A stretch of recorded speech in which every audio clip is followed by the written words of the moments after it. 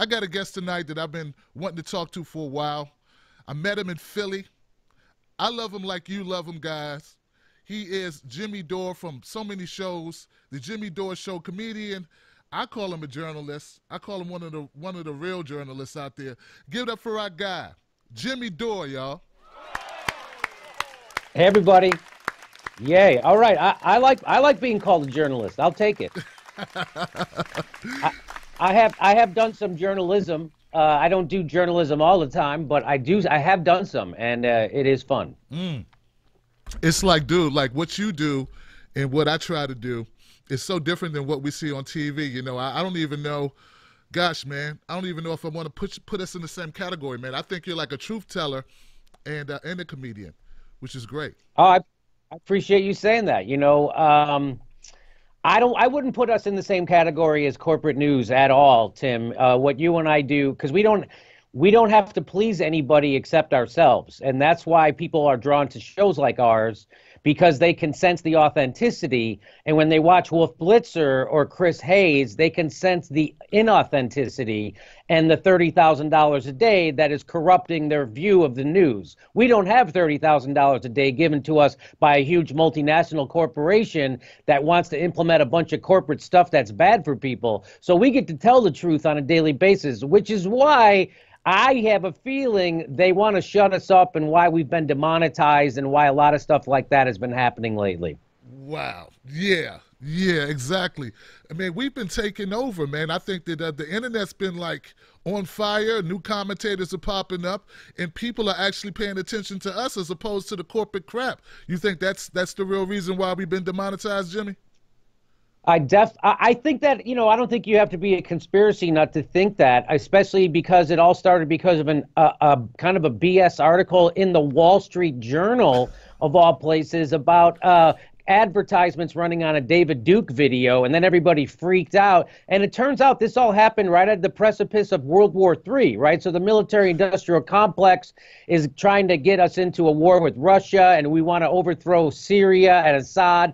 And the only people really speaking against that with a microphone are people on the internet. And because people in corporate news, it's ubiquitous. They're beating the drum for war louder than anybody over at MSNBC. So there is no anti-war network. There is no progressive peace network.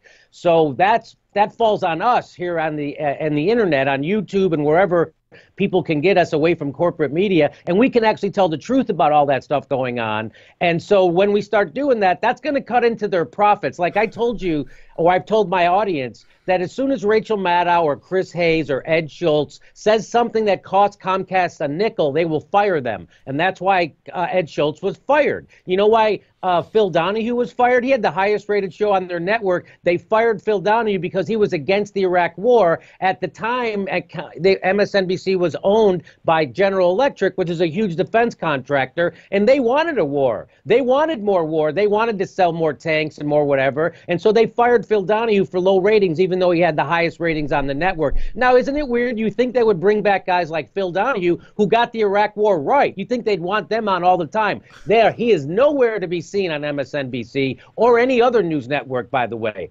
So, yes, I think it's not, you don't have to be a conspiracy theory to think that the corporate news does not want voices like us telling the truth about the military-industrial complex and all these bullshit wars. That is for sure they don't want us doing that. And I think for an easy way to try to get rid of us is to demonetize us. Well, it's not getting rid of us, because it turns out just like people are hungry for real progressive politics, the two most popular politicians in the country are Bernie Sanders and Elizabeth Warren. People are hungry for our kind of news, Tim. People are hungry for your kind of news. People are hungry for my kind of news. I do live shows now. They sell out weeks in advance. And when people come up to me, they don't say, hey, that show was really funny. They say, thanks for doing what you're doing. Wow. And that's a big difference. I've been a nightclub comedian for 30 years. People would always tell me how much fun they had. Now they tell me, thanks for doing what you're doing. Wow. Killer. That's killer right there, man. That is killer. Oh, man. You know, hey, look, I had actually a question that falls right into that, so let me go with it now.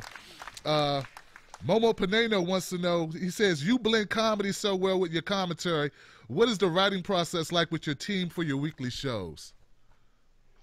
Okay, so we draw from a lot of different writers. You know, Frank Conniff writes for the show, Robert Yesamura, Jim Earl. He's a former Daily Show writer, and Frank Conniff's from Mystery Science Theater 3000, and, you know, Ron Placone. So we have a handful of writers. They're all very funny. And what happens is when there's a news story, I'll send them a video clip of something I want to talk about. Right. And I'll say, you know, and they'll write some jokes, and then we'll incorporate them into the show that way. And so that's pretty much, it's like a video clip or a news story. I'll send it to the fellas, and then they'll send me some jokes back, and I like telling the news with jokes.